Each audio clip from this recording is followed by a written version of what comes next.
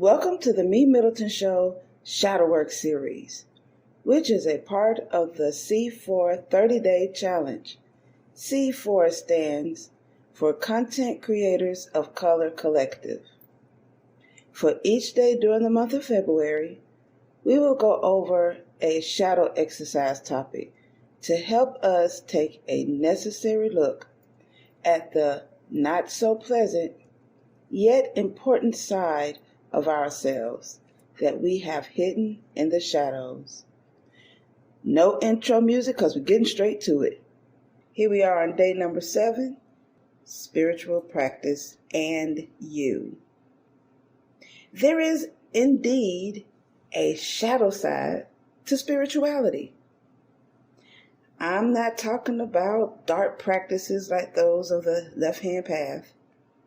I'm talking about how we are or behave or respond in things. Topics dealing with spirituality. For example, you may notice a diviner or leader may behave quite snooty towards a client or a new devotee, which leaves a negative impression. That person seems to think themselves as above it all.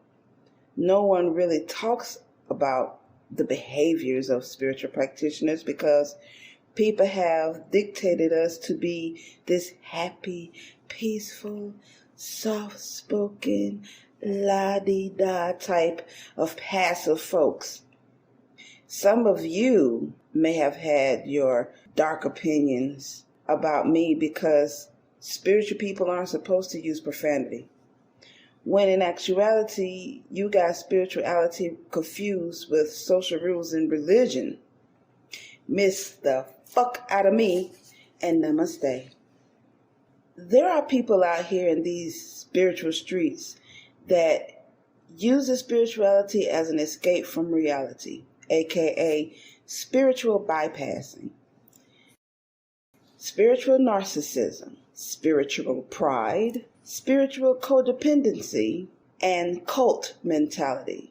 These are examples of the shadow side of spirituality. And people don't like to think of spirituality as having a shadow side because it's quote unquote supposed to be the one safe place to be in. It's supposed to be this area of your life filled with this strange love and light movement. Ever made a narcissist full of love and light? That's an interesting conversation to have. Personally, those in the spiritual community that pushes this whole love and light movement is really just using what I call flex material. Too much in the clouds for my taste personally, and I actually like visiting those clouds. Sometimes.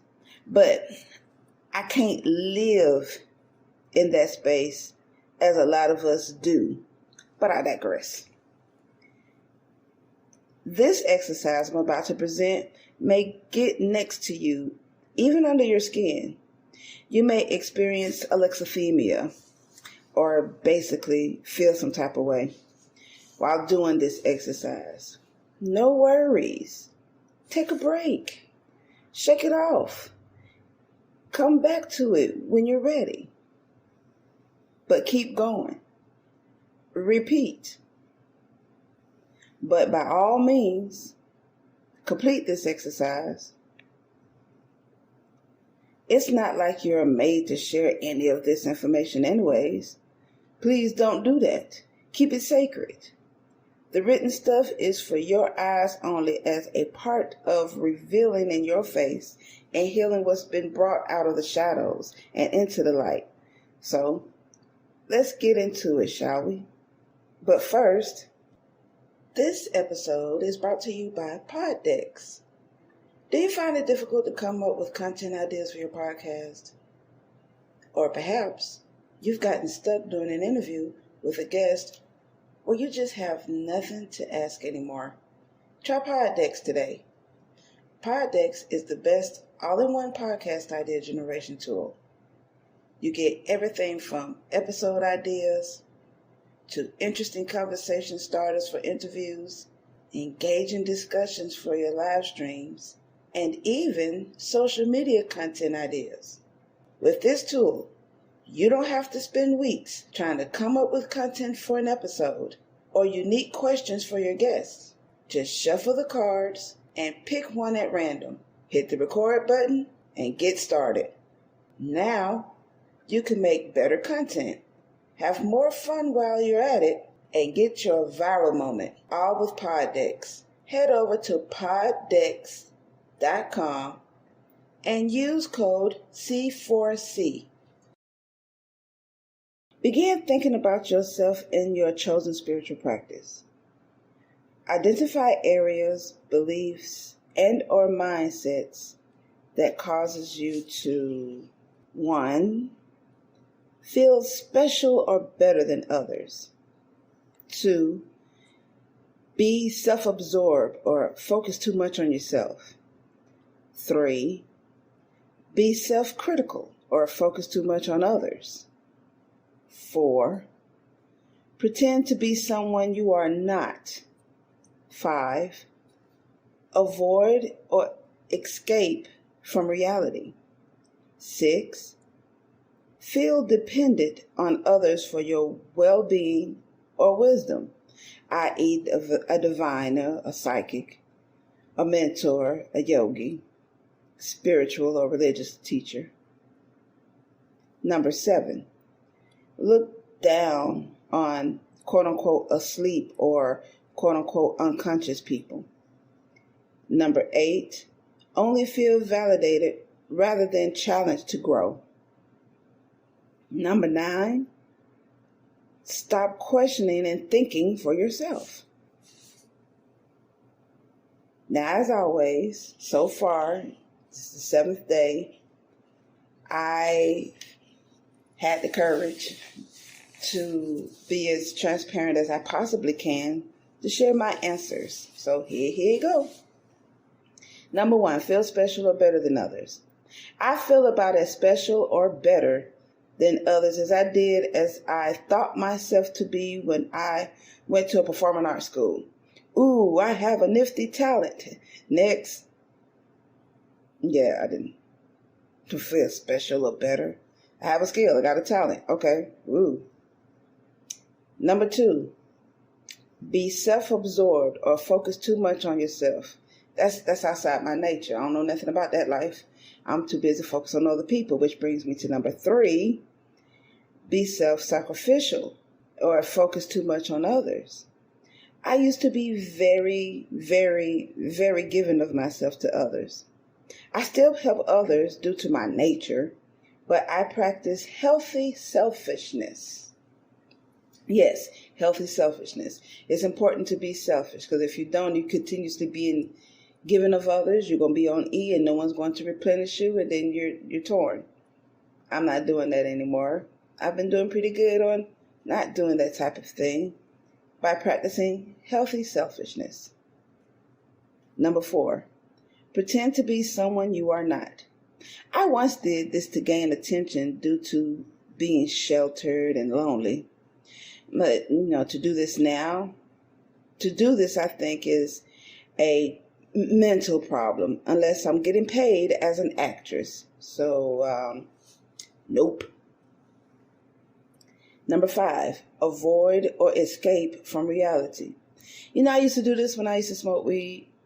Just get away from it all. Oh man, I need a blunt to escape from whatever is going on. So, nope. 6, feel dependent on others for your well-being or wisdom. I never liked becoming a burden on anyone. When I became a diviner myself, there were people who treated me like that, so I know how that feels. Every time I look up, every day, somebody wanted to ask me something about how I felt about this, or what do I see in that, or slick getting a free reading, and just keep every day asking me simple questions they could find out on their own. Worrying the hell out of me. What I look like doing that to somebody else. 7, look down on asleep or unconscious people. So once upon a time, I used to be part of an organization that behaved like this religiously. When I saw just how much asleep this quote-unquote woke organization was, I changed my tune and learned better, was quite humbled. They was more asleep than the people they claimed to be asleep. So, yeah, I don't do that anymore. Number 8, only feel validated rather than challenged to grow. Titles mean less than growth to me. There are people who paid for high positions yet know nothing on how to be in that position. Gaining the experience and showing yourself approved is what's important. I think titles are important. So when you have your title and people look at that, that indicates to them your position and should be respected as far as the title is concerned. But again, people pay for titles these days and don't know how to run that position. You have to show yourself approved as far as I'm concerned. Just because you say you're a leader, let me see how you lead. Otherwise, you're a tyrant or some other goofball that needs attention. And number 9, stop questioning and thinking for yourself. That kind of runs on the line of feeling dependent for your well-being or wisdom, harassing the divine about your life. But doing that, being dependent kind of leads into not questioning or thinking for yourself. Because everybody else, you basically gave away your power and gave it to the hands of somebody else to dictate and tell you how to act, think, behave, whatever. And that same organization I spoke about assisted in breaking me out from doing that. I used to be that way. I used to be the one that I couldn't think for myself, or I had let everybody else think for me and have all the answers. Because again, I was sheltered. Everybody else was telling me what to do. But that organization helped me get out of that. More and more, I strive for critical and out-of-the-box thinking. Although I think the out-of-the-box thinking was always there, but I exercise it so much more now. People say certain things, and there are certain phrases or words that come across strangely to me, and I point them out for thinking purposes. There's that. It is very difficult to think of any spiritual path or leader as possessing a shadow side. We think that it's so pure and able to go all into the light and be so open that any ounce of having a shadow side is pearl clutching. But everything has both light and dark. Everything. Remember this, and you're one tiny step closer to harmony. Not balance, harmony. Humility and respect and being honest with self is required here. So are you ready to be honest with yourself and answer those questions? Are you sure? Okay, let go.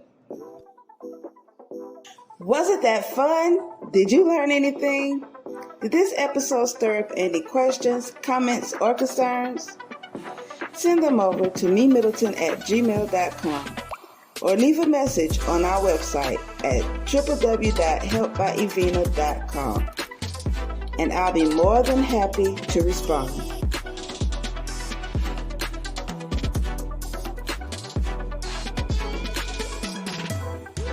Check out our bonus content by becoming a patron. There are 4 different patron tiers to choose from. This is to help upgrade our equipment. So, don't miss out on exclusive episodes and wonderful rewards for your patronage.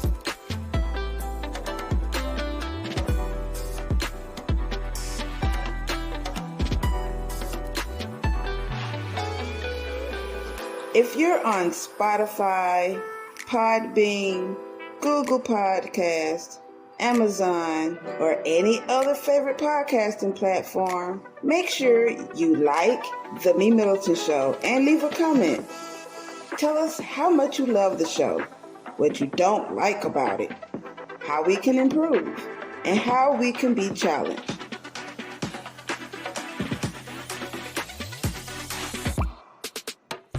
If you're listening to The MeMyddleton Show on YouTube, make sure you comment, like, click on the subscribe button and the notification bell to be the first to get the newest episode. And remember, proper prior planning perfectly promotes persistent productivity and proud, pristine performances. Now, get out there and perform. Until next time.